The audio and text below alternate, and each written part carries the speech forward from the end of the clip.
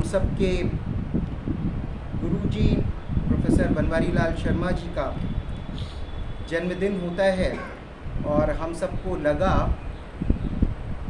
कि उनके जन्मदिवस की पूर्व संध्या पर हम सबको उस विषय पर विचार करना चाहिए जो उनकी रगों में बहता था,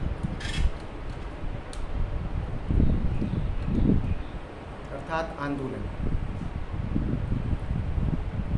आज़ादी बचाओ आंदोलन के प्रणेता तो वो थे ही थे, लेकिन साथ ही साथ बहुत सारे आंदोलनों के प्रणेता रहे। वो गणित क्षेत्र में भी आंदोलन था, उसके भी प्रणेता थे। उसके बारे में अगर समय मिला तो हम सब चर्चा करेंगे। उन्हीं सारी चीज़ों को ध्यान में रखते हुए आज का विषय हम लोगों ने तय किया, आंदोलनों का भविष्य और भविष्य के आंदोलन।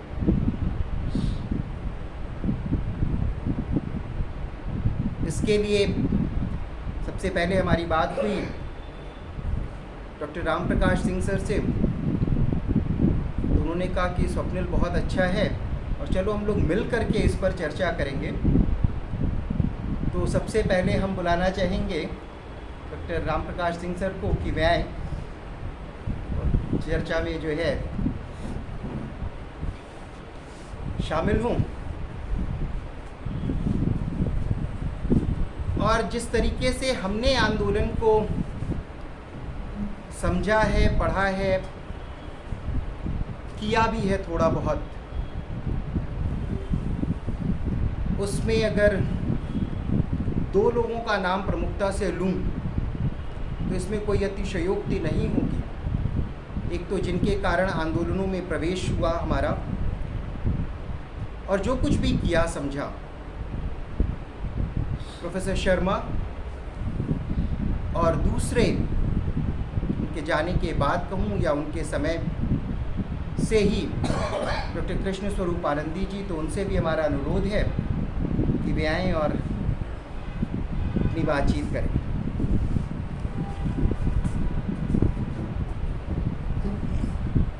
तीसरे वक्ता के रूप में मुझे लगा कि अगर आंदोलनों की बात है तो हम भी जो है थोड़ा बहुत अपने विचार रखेंगे और शुरुआत भी जो है हमने सोची कि हम ही करें। कारण उसका कि उम्र में छोटा होना, अनुभव में छोटा होना और छोटे होने के नाते बहुत सारी गलतियां हो सकती हैं और उन गलतियों को भरपाई करने का काम जो है हमारे बुज़ुर्ग किया करेंगे।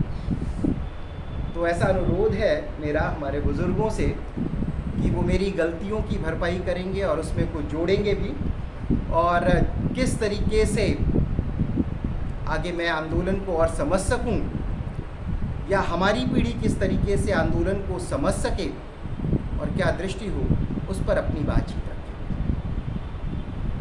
तो एक बार पुनः आप सभी का स्वागत है इस विचार विमर्श में। जैसा कि हमने आप सबसे कहा कि आज का विषय रखा गया भविष्य के आंदोलन और आंदोलनों का भविष्य। और जब भविष्य की बात हम करते हैं तो इतिहास में जाना बहुत आवश्यक हो जाता है। बिना इतिहास में गए हुए भविष्य को देख पाना और समझ पाना असंभव तो नहीं है, लेकिन मुश्किल जरूर है। और जब इस विषय पर चर्चा करने के लिए हम सब बैठे हुए हैं तो मुझे एक दिन भी याद आ रहा है, खास तौर पर जब मैं ये कह सकता हूँ कि उस दिन से आंदोलन में प्रवेश भी हुआ और उसके कारण आनंद दोलन भी शुरू हुआ। और वह दिन था 1 फरवरी 2001 का। आज़ादी बचाओ आंदोलन के द्वारा एक त्रिकोणीय मानव श्रृंखला का आयोजन किया गया था। 300 किलोमीटर की मानव श्रृंखला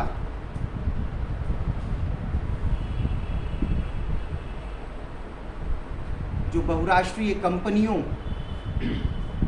के खिलाफ बनाई गई। मुख्यतः अगर कहा जाए तो कोक पेप्सी के खिलाफ बनाई गई थी। कोक पेप्सी को आप सब सिंबल के रूप में ले सकते हैं, लेकिन विचार के रूप में वह बहुराष्ट्रीय कंपनियों का प्रभाव जिस तरीके से देश में फैल रहा था, उसके प्रभाव से आम जनता को वाकिफ कराने के लिए और उसके दुष्परिणामों से बचाने के लिए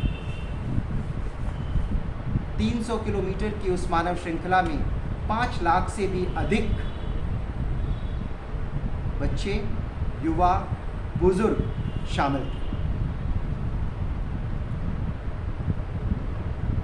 उस मानव श्रृंखला के विस्तार में नहीं जाऊंगा, लेकिन इस तरीके के बहुत सारे कार्यक्रम होते हैं, 1 दिन के, 2 दिन के, 3 दिन के,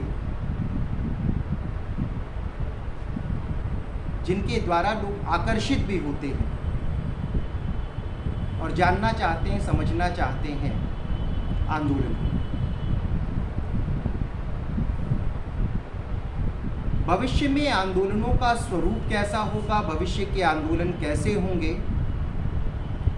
या आंदोलनों का भविष्य कैसा होगा, अगर इस विषय को भी हम गंभीरता से देखना चाहें तो हमें यह भी समझना होगा कि हम आंदोलनों को समझते कैसे।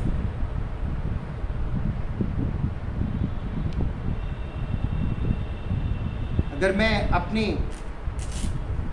समझ से कहूं तो मेरी समझ के हिसाब से, और एक लाइन में कहूं, आंदोलन संगठित सत्ता तंत्र या व्यवस्था द्वारा शोषण और अन्याय किए जाने के बोध से उसके खिलाफ पैदा हुआ संगठित और सुनियोजित अथवा स्वतः स्फूर्त संघर्ष। इसका उद्देश्य सत्ता या व्यवस्था में सुधार या परिवर्तन होता है। यह राजनैतिक सुधारों या परिवर्तन की आकांक्षा के अलावा सामाजिक, धार्मिक, पर्यावरणीय या सांस्कृतिक लक्ष्यों की प्राप्ति के लिए भी चलाया जाता है।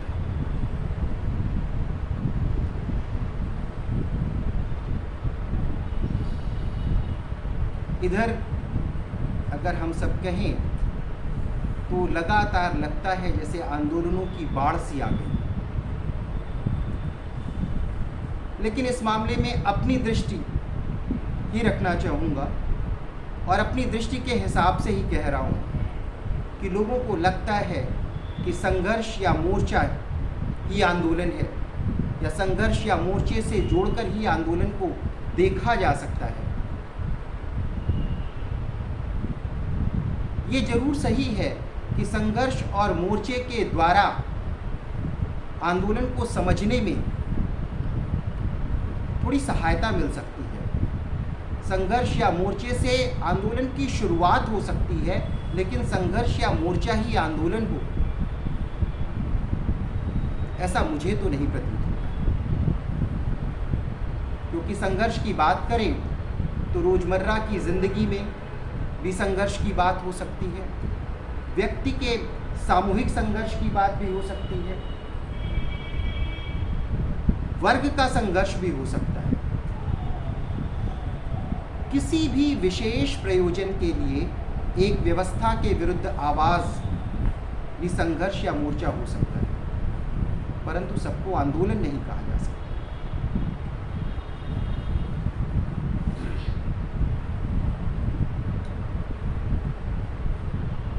इधर पिछले दशक में कहूँ और इस दशक में भी 2 आंदोलनों की बड़ी चर्चा होती है और बड़े ही जोर शोर से उन आंदोलनों की बात भी की जाती है। उसमें से एक किसान आंदोलन है और दूसरा अन्ना आंदोलन है।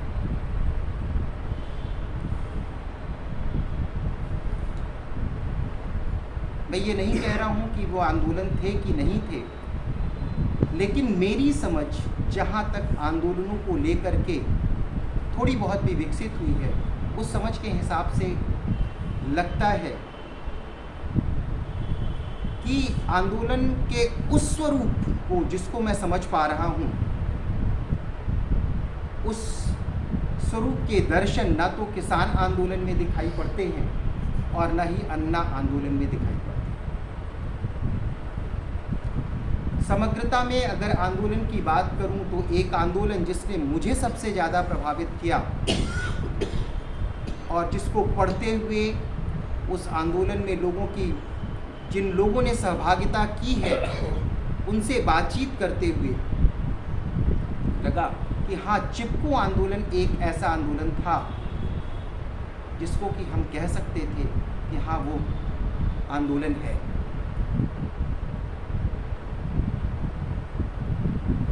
वो अपनी सार्थकता को बयां करता है, परंतु वहाँ पर भी एक छलावा दिखाई पड़ता है कुछ चालाक लोगों के द्वारा। अब वो चालाक लोग हर जगह हो सकते हैं, उनके द्वारा चिपको आंदोलन का जो ध्येय था, जो लक्ष्य था,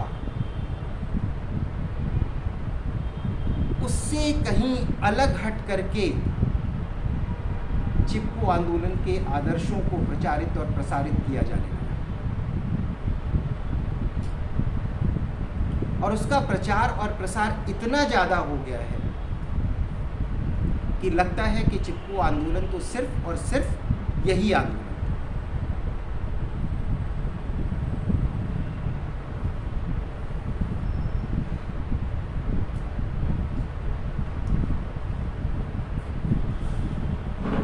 थोड़ी और भी बात कर लेते हैं आंदोलन के स्वरूप को लेकर के। और अगर कहूँ कि आंदोलन चाहे संगठित हो या स्वतः स्फूर्त, संघर्ष के विकास की एक अवस्था है जहाँ संघर्ष का स्वरूप आम हो जाता है, संघर्ष व्यक्तिगत नहीं रह जाता है, सामूहिक हो जाता है। समूह का फैलाव जितना ज़्यादा होगा, आंदोलन अपने अर्थ को उतना ही सार्थक करेगा।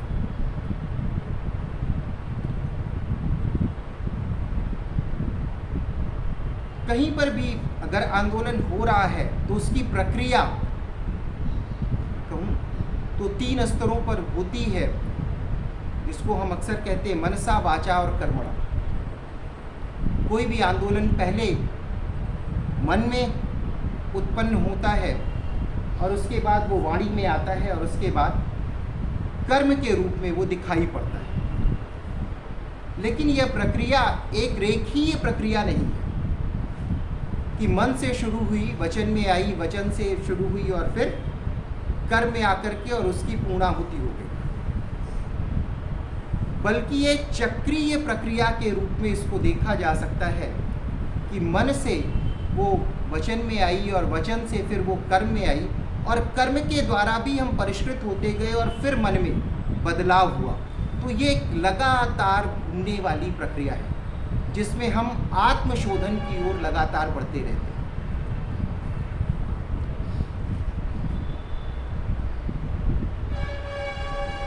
अब ये भी सवाल उठता है, अक्सर लोगों के मन में उठता है कि हर जगह बात होती है कि आंदोलन करना चाहिए। आखिर आंदोलन करना क्यों चाहिए? आंदोलनों का महत्व क्या है?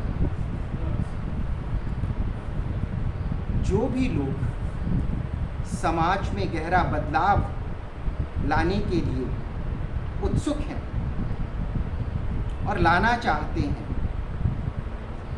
और सत्ता के ढांचों को चुनौती देते हैं,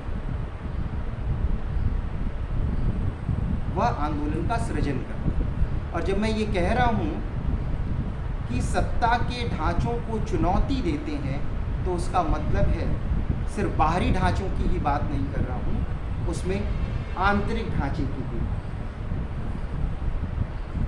क्योंकि बाहरी सत्ता तो बहुत खतरनाक है ही है, लेकिन आंतरिक सत्ता भी उससे कम खतरनाक हो ऐसा मुझे प्रतीत नहीं होता।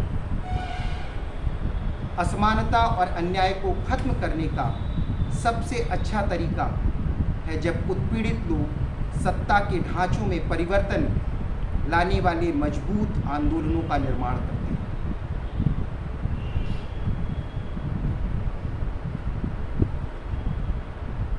आंदोलनों के निर्माण में के केंद्र में संवेदना है और बिना संवेदना के किसी आंदोलन का जन्म हुआ हो ये मुझे तो नहीं लगता।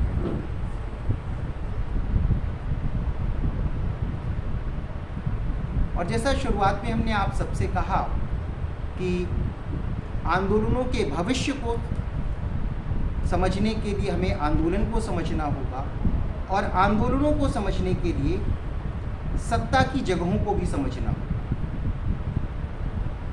यह भी समझना होगा कि सत्ता अलग अलग जगहों पर काम कैसे करती है। 3 जगहों की हम बात कर सकते हैं। उसमें सबसे पहले सार्वजनिक जगहें हैं, जैसे कि हमारी सरकारें हैं, उसमें न्यायपालिका है, व्यवस्थापिका है, पुलिस है, सैन्य बल है और भीड़ भी है। उसी तरीके से निजी जगहों में भी हम देख सकते हैं। निजी जगहों की बात करें तो हम सबका परिवार है, निजी रिश्ते हैं, वंश भी है, जाति भी है और अगर कोई आदिवासी इलाके से है तो जनजातियां भी हैं। और इसके अलावा अगर तीसरी जगह की बात करें तो अंतरंग जगहों की भी बात हो सकती है। अंतरंग जगहें मतलब हमारे अंदर की चीज़ें, हमारे मन, हमारी आत्मा, हमारी छवि, हमारा आत्मविश्वास, आत्मसम्मान और कभी कभी हमारा मैं, हमारा अहम।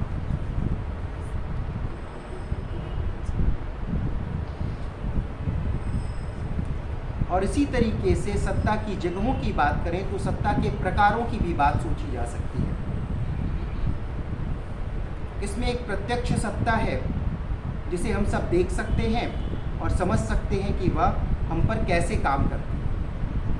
और प्रत्यक्ष सत्ता की बात अगर की जाए तो राजनीतिक सत्ता की हम बात कर सकते हैं।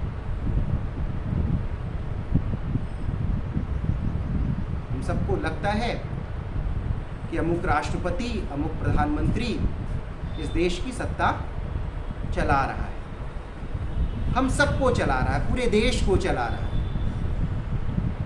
और इसकी अगली कड़ी में आती है छिपी हुई सत्ता, जिसके माध्यम से कुछ व्यक्ति या इकाइयाँ छिपकर सत्ता चलाते हैं और हम में से ज़्यादातर लोगों को नज़र नहीं आता। आज़ादी बचाओ आंदोलन की शुरुआत जब हुई थी तो उस समय भी जब लोगों से कहा जा रहा था कि बहुराष्ट्रीय कंपनियों के द्वारा सत्ता चलाए जाने की शुरुआत हो रही है, हम सबको शारीरिक रूप से ही नहीं मानसिक रूप से भी ये बहुराष्ट्रीय कंपनियां गुलाम बना रही हैं, तो लोगों को लगता था कि ये मजाक वाली बात हो रही है, ऐसा कहीं हो सकता है क्या। और पिछली बार हम लोग इस पर चर्चा भी कर रहे थे कि जो बात आज के 40 साल पहले एक स्वप्न सरीखी लग रही थी, जिस पर हम सब विश्वास नहीं कर पा रहे थे, वो चीज़ आज एकदम घटित होती हुई दिखाई पड़ रही है। और तीसरी सत्ता जो सबसे महत्वपूर्ण सत्ता वो भी है, इसको हम कह सकते हैं अदृश्य सत्ता, जो हम पर, हमारी सोच और हमारी धारणाओं पर काम करती है कि क्या साधारण या प्राकृतिक है, जिसका हमें बिल्कुल भी पता नहीं चलता है। और आजकल छिपी हुई सत्ता, अदृश्य सत्ता को भी कंट्रोल करने की बात कर रही है, लगातार उस पर नियंत्रण स्थापित करने की बात कर रही है। आर्टिफिशियल इंटेलिजेंस के द्वारा उस तरीके के नियंत्रण की बात लगातार हो रही है और दिखाई भी पड़ रही है।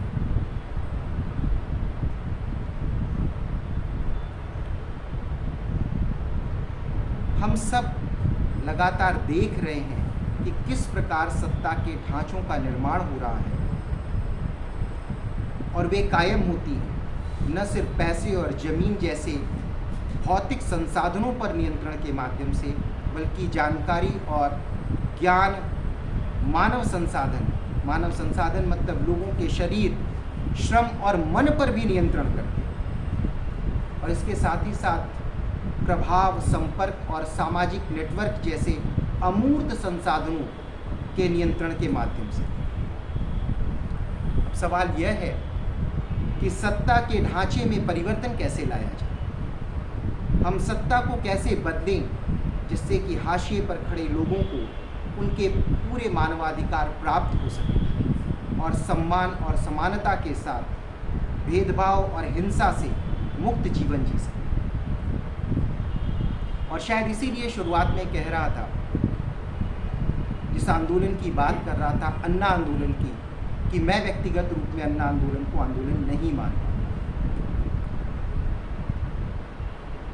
कि अन्ना आंदोलन के बाद जिस तरीके से सत्ता परिवर्तन हुआ, सत्ता परिवर्तन भी नहीं हुआ, उसको सत्ता परिवर्तन कहना भी बेमानी है। व्यक्तियों का परिवर्तन हुआ, सत्ता की प्रकृति तो वही की वही रह गई।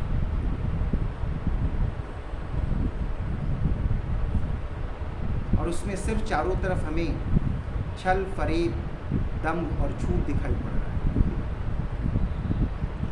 कल सर से बात हो रही थी और विषय को लेकर के स्वाति जी के केस की, और दिल्ली में जिस तरीके की घटना घटित हुई है 13 मार्च को, उसमें सही क्या है और झूठ क्या है ये पता लगा पाना बड़ा मुश्किल काम है कि कौन सच कह रहा है और कौन झूठ कह रहा है।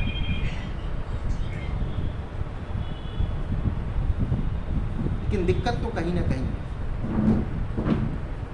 क्यों? क्योंकि इन सारी चीज़ों के केंद्र में जो है चीज, वो है लालच। हर एक व्यक्ति इतना लालची हो गया है कि वो बात तो समाज परिवर्तन की करता है, लेकिन कुर्सी के प्रति अपने मोह को वो त्याग नहीं पाता है।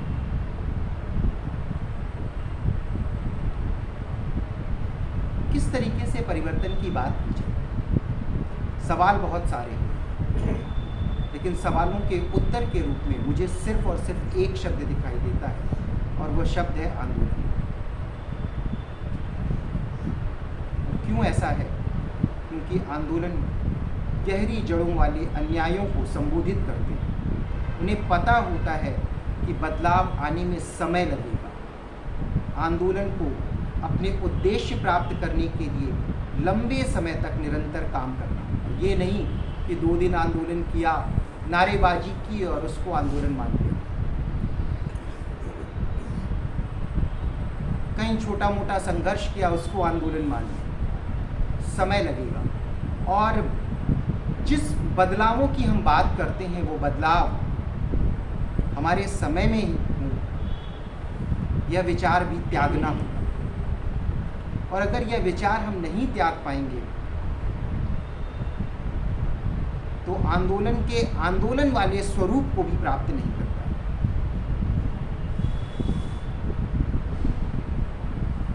इसीलिए बार बार कह रहा हूं कि आंदोलन स्वाभाविक विद्रोह, मोर्चा या अल्पकालीन अभियान नहीं होता है, लेकिन त्वरित विरोध कभी कभी आंदोलनों में परिणत हो जाता है।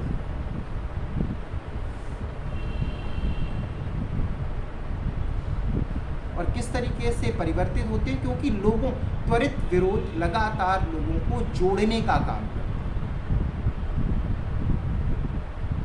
और आंदोलन लोगों को जोड़ने से ही हो सकता है। लोगों को तोड़ने से आंदोलन तो नहीं हो सकता।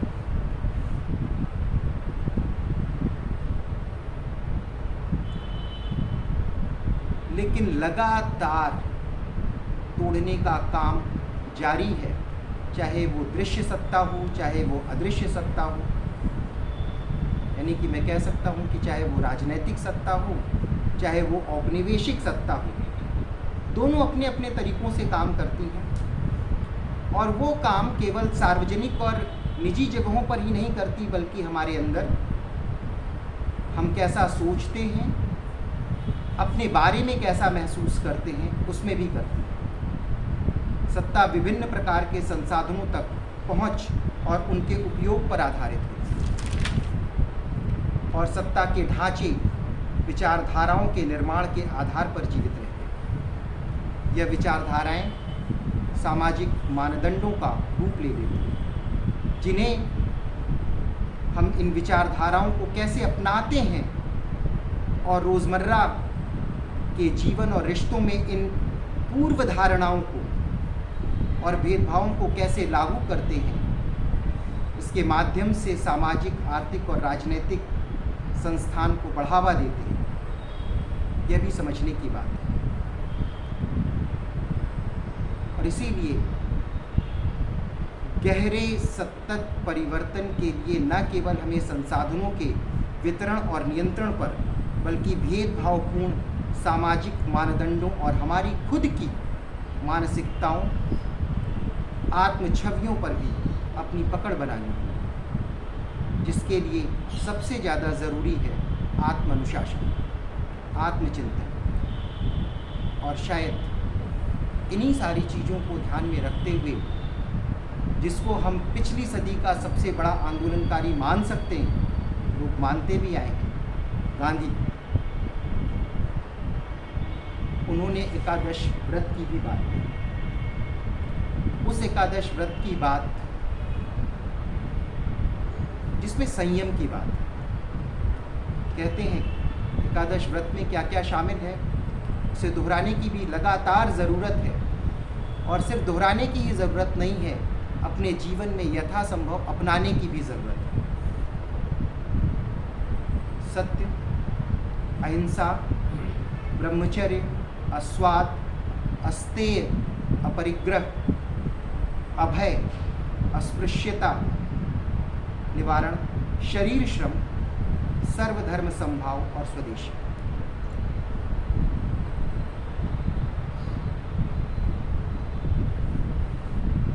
जब कभी भी आंदोलन का बाह्य स्वरूप अपने चरम पर होता है, जिस तरीके से हमने कहा कि सत्ता के भी 3 स्वरूप हो सकते हैं, 3 प्रकार की हो सकती है, दृश्य सत्ता, अदृश्य सत्ता, उसी तरीके से आंदोलन का स्वरूप भी जो है बाह्य स्वरूप और आंतरिक स्वरूप की भी बात हम कर सकते हैं। और जब आंदोलन बाह्य स्वरूप में अपने चरम पर होता है, तब बहुत सारे लोग लगातार उससे जुड़ते हैं और लगता है कि सामाजिक परिवर्तन तो कुछ ही समय में हो जाए, लेकिन ऐसा होता नहीं, क्योंकि कोई भी परिवर्तन एक लंबी प्रक्रिया का हिस्सा होता है।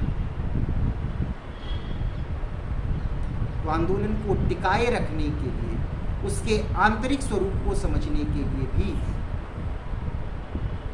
कुछ कार्यक्रमों की लगातार आवश्यकता होती है, और जिसको गांधी बखूबी जानते थे। और इसीलिए जितने भी आंदोलन उन्होंने किए, उन आंदोलनों के बीच बीच में रचनात्मक कार्यक्रमों की एक श्रृंखला थी, और उन रचनात्मक कार्यक्रमों को भी आंदोलन की तरह से देखा जाना चाहिए, जिसमें कौमी एकता की बात, अस्पृश्यता निवारण की बात, मद्य निषेध की बात। वैसे आजकल मद्य निषेध की बात करना बेमानी है, क्योंकि ये कहा जाता है कि देश तो मद्य के द्वारा ही चलता है। अगर मद्य जो है बंद हो जाए तो देश का पहिया जो है रुक जाएगा, हम विकास नहीं कर पाएंगे, हम और कुछ भले करेंगे। तो ये भी हम सब सोच सकते हैं कि आंदोलन एक बड़ी लड़ाई है विकास बनाम स्वराज की। आंदोलन एक लड़ाई है बाह्य जगत की आंतरिक जगत से, और लगातार गांधी इस बात को कहते थे। और गांधी की बात इसलिए नहीं कह रहा हूँ कि उन्होंने सिर्फ आंदोलन किए, लेकिन उनकी जो दृष्टि थी, जितनी दूर तक वो देख पाते थे उतनी दूर तक कोई और देख पा रहा हो आज भी यह मुझे नहीं दिखाई देता।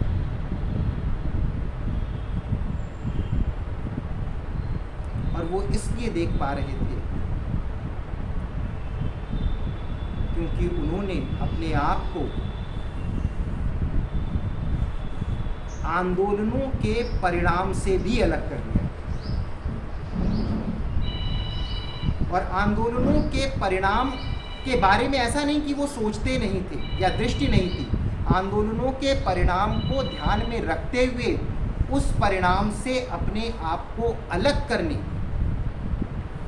की बात उन्हें जिस ग्रंथ से मिली उसका भी जिक्र करना आवश्यक है।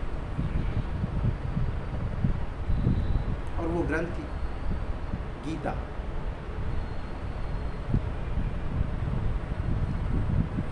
और सिर्फ 2 शब्दों के साथ ही अपनी बात खत्म करना चाहूँगा कि गीता को लेकर के बहुत सारे लोगों ने बहुत सारा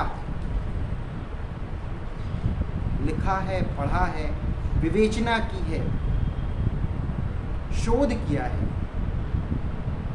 लेकिन जिस शब्द का प्रयोग गांधी करते हैं उस शब्द का प्रयोग कोई दूसरा करता हुआ दिखाई नहीं पड़ता कि वो गीता को गीता माता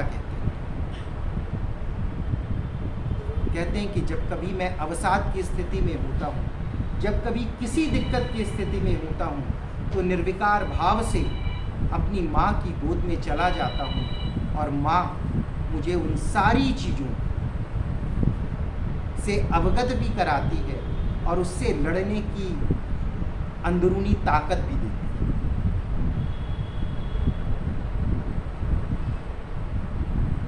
और गांधी ने एक दूसरा प्रयोग भी किया और उसकी चर्चा करना भी ज़रूरी है, खास तौर पर कि गीता के एक अध्याय का बाद में गीता माता उन्होंने लिखी, हिंदी अनुवाद किया, लेकिन उसके पहले एक अध्याय का उन्होंने अनुवाद और उसकी विवेचना की। एक बहुत सुंदर जगह है उत्तराखंड में कौसानी, वहाँ पर वो 1 दिन के लिए गए थे ठहरने के लिए और 14 से 15 दिन वो ठहर गए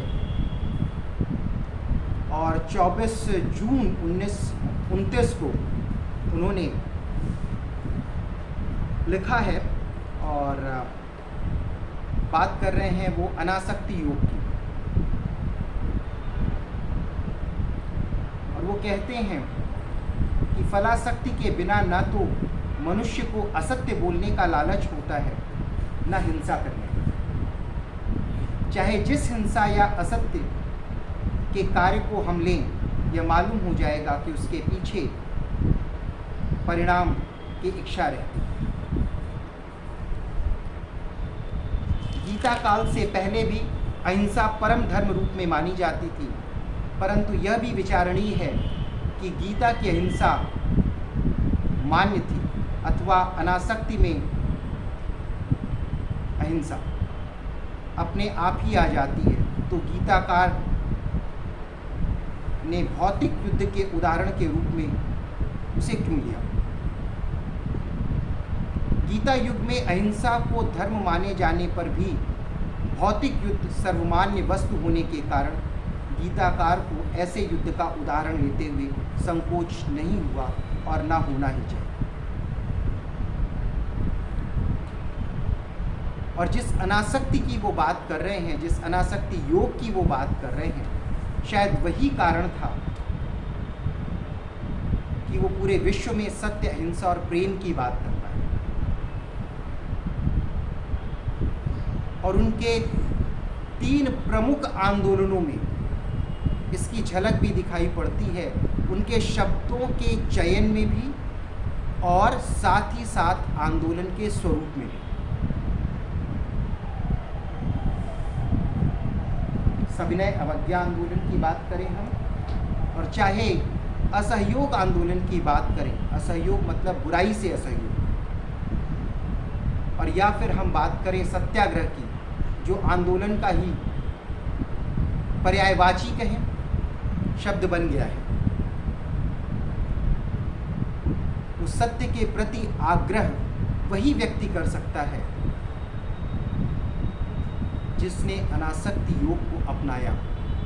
और बिना अनासक्ति योग को अपनाए हुए हम ना तो आंदोलन के भविष्य को देख सकते हैं और ना भविष्य में जो मेरे विचार में आंदोलन है उसको कर सकते हैं।